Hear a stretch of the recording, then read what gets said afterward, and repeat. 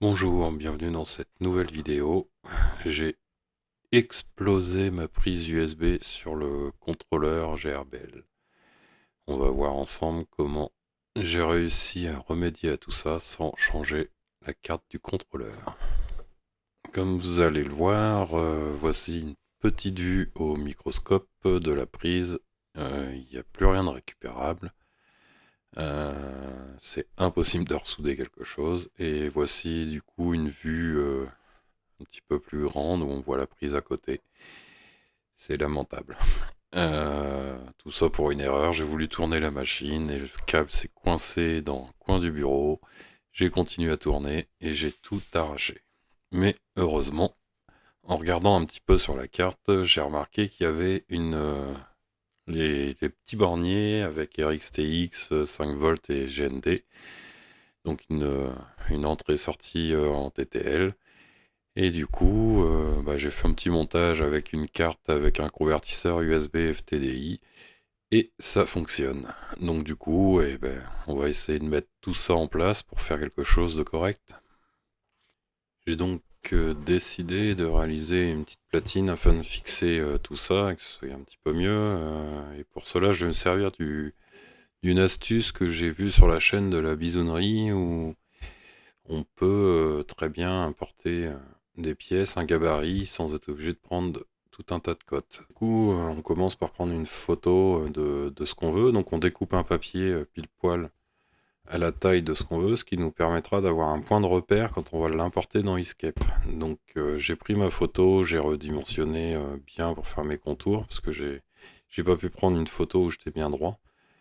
Et du coup, après, je l'importe directement dans Inkscape.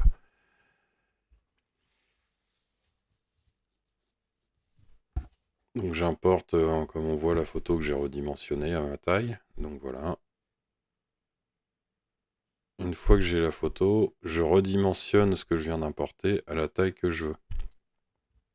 Comme moi, mon papier découpé faisait 150 par 30. Donc là, on voit, je suis à 150 par 30,117. Voilà, du coup, j'ai mon point de repère pour pouvoir maintenant travailler sur cet objet. Du coup, je sélectionne pour pouvoir faire du dessin en traçant mes courbes point par point. Désolé, j'ai changé de souris, donc c'était pas super. Donc voilà, on sélectionne tous les points nécessaires. Et une fois qu'on a sélectionné tout ça, ça nous permet d'avoir du coup une image vectorisée. Donc cette astuce que j'ai vue sur le site de la bisonnerie me rend bien des services. Parce que comme vous pouvez voir, on peut du coup euh, faire une image vectorisée de plusieurs choses et pouvoir du coup réaliser cette petite platine qu'on va voir un petit peu plus tard en CNC. Mais c'est bien pratique. Et ça permet du coup, comme là je fais des points, je vais faire des trous pour pouvoir passer des colliers. Et du coup, ça me permet vraiment de pouvoir avoir pile poil les bonnes cotes.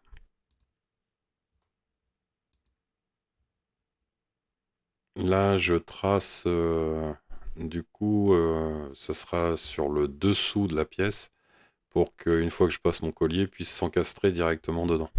Pour pas qu'il y ait un petit bourrelet. Donc là, on voit de l'autre côté.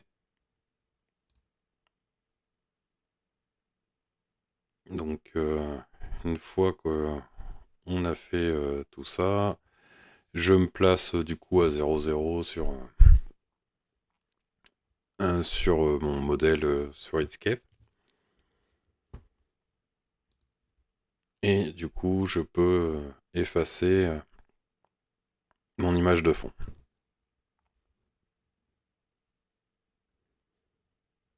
Donc maintenant, on va voir.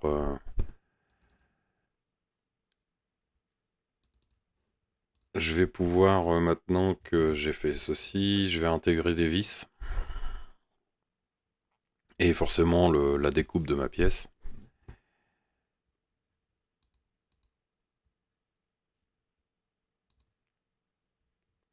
Donc là, je fais mon trou, donc j'ai fait mon trou pour passer ma vis, et là, je fais un autre trou, enfin pas un trou, mais je vais descendre de 2 mm pour intégrer la tête de vis, tout simplement.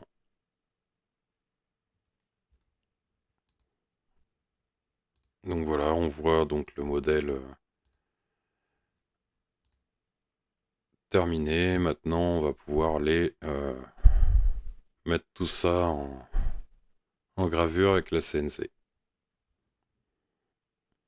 Bien sûr, avant de pouvoir graver, il va falloir qu'on génère notre G-code. Pour ça, j'utilise un, un site web qui s'appelle Crabscam, je sais pas comment, ouais, je pense que c'est ça, euh, qui permet de pouvoir générer son G-code assez facilement, je trouve. Enfin, moi, j'aime bien. Je me suis habitué à ça. Avant, j'utilisais un autre site web, je me rappelle plus du nom, mais qui était entièrement fait en Flash. Et comme le Flash ne fonctionne plus, du coup, il a fallu que je trouve une autre solution. Je commence un petit peu à m'intéresser à Easel ou d'autres logiciels, mais je dois avouer que j'ai pris l'habitude, donc pour l'instant, je me sers encore de ça. Donc comme on peut le voir dans la vidéo, hein, je sélectionne trou par trou. Ça me permet d'optimiser en fin de compte. Je vais créer chaque élément de gravure et au moment d'exporter, après je sélectionne ce que j'ai besoin. Et ça me permet vraiment d'optimiser un maximum les déplacements de la machine. C'est-à-dire que là, si on voit sur le premier, j'ai fait le trou de la vis et après la collerette. Et du coup, mon outil va rester au même endroit, va faire son trou et après va faire la collerette. Donc j'ai pris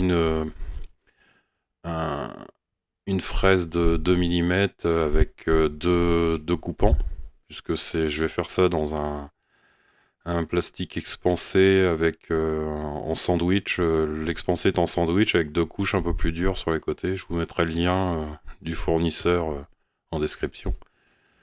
Donc je crée donc tous mes déplacements.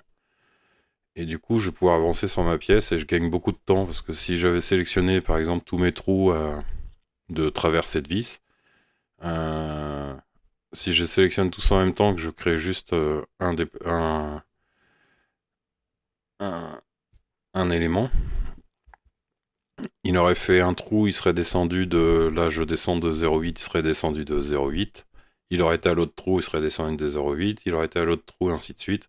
Et il revient au premier, ainsi de suite. Donc du coup, je perds beaucoup de temps. Que là, le fait de sélectionner élément par élément, je gagne du temps, en fin de compte.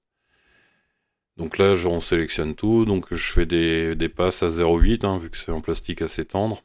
Et que c'est une fraise à 2 coupants qui est faite pour le plastique. Je me déplace du coup à 800 en vitesse de déplacement, je descends à 400 en rampe. Je plonge pas directement, toujours en rampe, je fais toujours comme ça. Là, dans le sens inverse des aiguilles d'une montre. Et du coup, je vais pouvoir tout faire générer tous mes déplacements comme ça. Et on va même voir, je fais tout en fin de compte sur la 2D et je vais créer du coup un G-code en front pour la face avant et back pour l'arrière, puisque je vais faire 2 petites encoches pour passer mes colliers qui vont me servir à attacher les fils du convertisseur. Donc on verra un petit peu plus en détail au moment de l'assemblage à la fin. Et donc du coup, comme on peut voir, hein, je génère chaque déplacement. Donc c'est bien, je vais pas trop m'attarder sur ce logiciel-là. Peut-être que je ferai une vidéo pour en parler un peu plus en détail.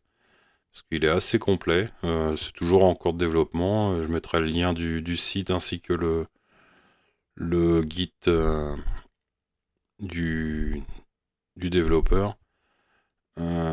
C'est pas mal, il travaille toujours dessus, ça s'améliore au fur et à mesure. Il a rajouté même une partie laser, enfin c'est très bien. J'aime vraiment beaucoup ce petit site, ça permet de faire des trucs rapides. Euh, de n'importe quel PC en plus, parce que du coup, pas besoin d'avoir un logiciel installé, et j'aime bien ça. Donc une fois que j'ai fait ma pièce j'ai généré mon G-code, du coup j'aime bien regarder avec Camotix si ma pièce est bien. Ça me permet de me faire une vision, voir s'il n'y a pas une grosse erreur de génération de G-code. Donc voilà, après c'est vrai que Easel est bien parce qu'il fait tout automatiquement. C'est pour ça que je commence à m'y mettre. Et il y a plein d'autres logiciels aussi qui le font. C'est des habitudes que j'ai pris. Sachant que je travaillais beaucoup sous Linux avant, enfin Ubuntu, et du coup, il n'y avait pas tous ces outils-là. C'est vrai qu'avec Windows, il y a beaucoup plus d'outils pour ça, pour la 3018. Donc voilà, ça permet de voir s'il n'y a pas trop d'erreurs. Donc pour ma pièce, vu que c'est un plastique, donc du coup, je fais ça en double face. Je prépare un nouveau projet de faire un spoilboard adapté à tout type de fixation. Enfin, vous verrez ça si j'ai un petit peu de temps pour le faire. Donc du coup, je mets un double face. Après, du coup, je fais mon prop Z pour être bien à zéro. C'est quand même mieux de partir à zéro de sa pièce. Et puis après, on est parti pour 11 minutes de gravure, je crois, donc c'est assez rapide. Ça se passe très bien, on peut voir du beau copeau. Donc je pense que la vitesse d'avance ainsi que la vitesse de rotation de 10 000 tours pour la broche, enfin à peine 10 000 tours, est parfaite. Donc voilà, ça part bien, on voit que ça grave comme il faut. Et du coup après je retourne ma pièce et ne faites surtout pas comme moi, c'est-à-dire que j'ai retourné ma pièce, j'étais prêt à partir, je lance le programme, et comme mon moteur ne démarre pas automatiquement parce que j'ai mis un variateur, on peut le voir, ça peut faire mal. Donc du coup, j'étais obligé de recommencer, et du coup, j'ai pu me servir de mon probe XY interne au trou pour pouvoir retrouver le zéro de ma pièce, parce que comme j'ai fait un arrêt d'urgence, ça m'a perdu tous mes zéros. D'où l'intérêt de ce probe.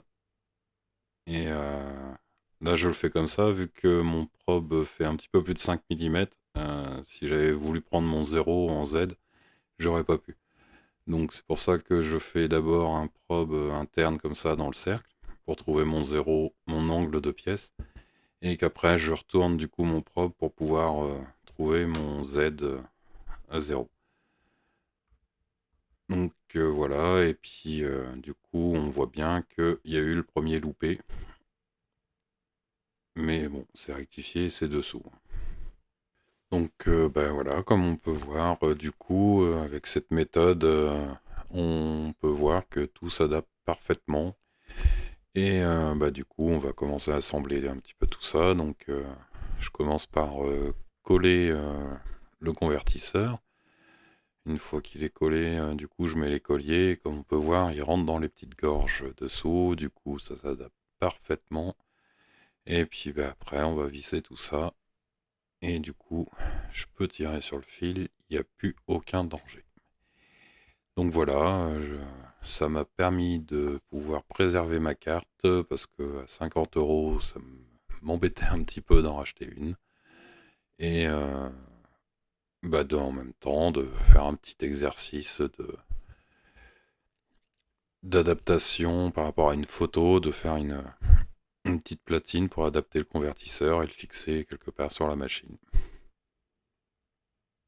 Eh ben, si cette vidéo vous a plu, n'hésitez pas à mettre un petit pouce. Si vous voulez continuer à me suivre, abonnez-vous, hein, je peux rien vous dire de plus.